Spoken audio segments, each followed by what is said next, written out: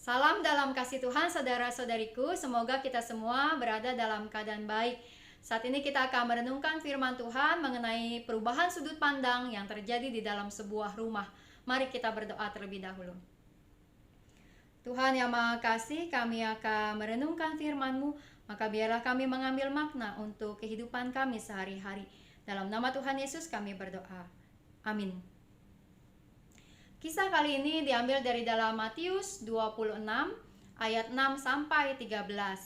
Kisah ini terjadi setelah penulis Matius menceritakan Tuhan Yesus untuk keempat kalinya berkata mengenai penderitaan yang semakin dekat akan ia alami.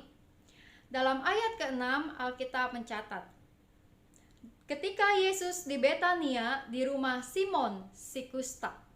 Secara sengaja penulis Injil Matius mencantumkan kata si kusta untuk memberi keterangan. Simon yang pada waktu itu dikatakan menerima Tuhan Yesus dan murid-murid untuk makan bersama, tentu adalah Simon yang telah disembuhkan. Jika pada saat itu masyarakat mengenal Simon sebagai seorang yang kusta, maka acara makan perjamuan pada saat itu mengundang sang guru, menunjukkan bahwa Simon ini telah sembuh, tidak lagi menjadi orang yang dijauhi dan bukan lagi menjadi seorang yang najis. Maka ada sebuah perubahan sudut pandang yang sedang diajak oleh penulis Injil Matius untuk dipahami. Simon si kusta itu telah menjadi Simon yang sembuh sehingga dia bisa mengundang orang-orang datang untuk perjamuan makan di rumahnya. Hal lain mengenai perubahan sudut pandang yang akan kita sama-sama hayati dari kisah ini adalah bahwa ketika acara makan itu sedang berlangsung, seorang perempuan datang dengan minyak wangi dan mengurapi kepala Yesus tanda hormat yang tinggi. Seketika tentu wangi minyak itu semerbak di ruangan, mengalihkan perhatian para tamu dari makanan yang terhidang. Sebuah peristiwa yang penuh hormat sedang terjadi pada saat itu.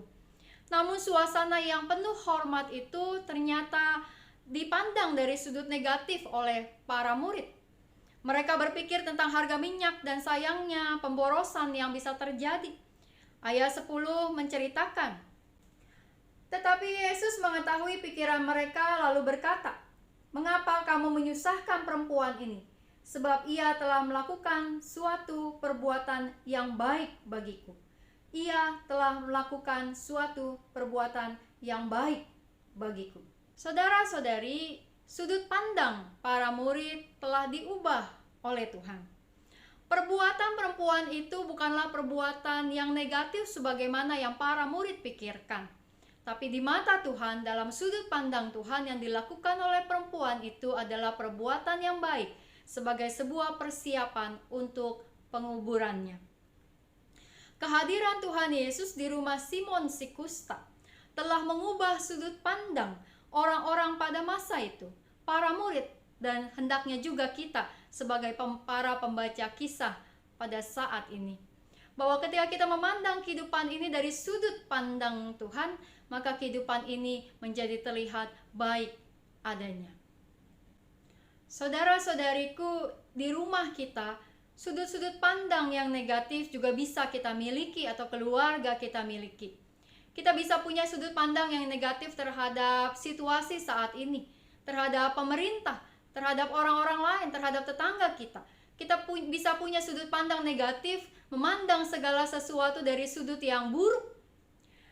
Namun mari kita membiarkan Tuhan menolong kita untuk memiliki sudut pandang yang baik.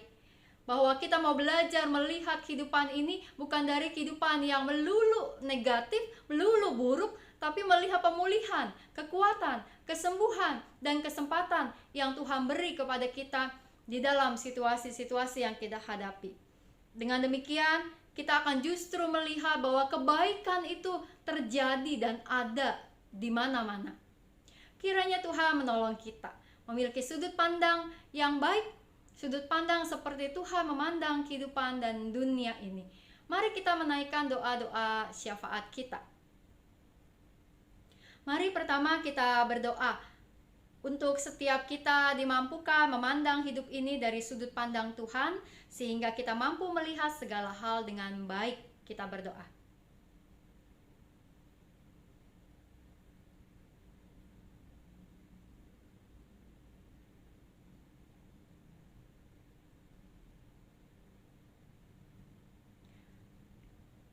Kedua, kita berdoa untuk setiap orang yang terinfeksi oleh COVID-19 dan keluarga serta lingkungan mereka. Kiranya setiap mereka mampu untuk berpikir positif dalam menghadapi keadaan atau situasi yang mereka jalani.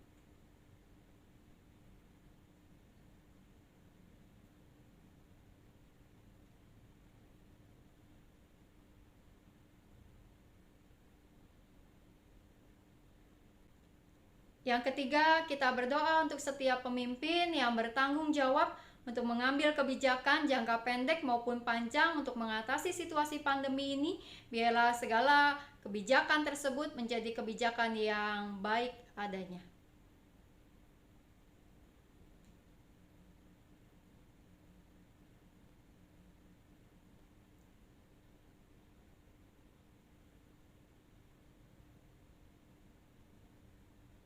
Mari kita menaikkan doa tutup.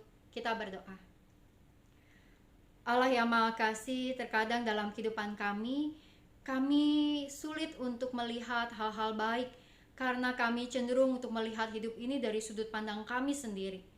Tapi Tuhan, biarlah malam hari ini kami kembali menghayati untuk memandang kehidupan ini dari sudut pandang Tuhan, sehingga kami akan melihat bahwa segala hal yang terjadi dalam hidup ini baik adanya. Sekalipun terkadang kami merasa sulit dengan kondisi kami di rumah, dengan pekerjaan kami, dengan kondisi kesehatan kami, tapi Tuhan, biarlah kami selalu mampu untuk melihat dari sudut pandang Tuhan, sehingga segalanya akan terlihat baik adanya. Sertai kami Tuhan dan temani kami untuk meneruskan kehidupan kami. Hanya dalam nama Tuhan Yesus kami berdoa. Amin.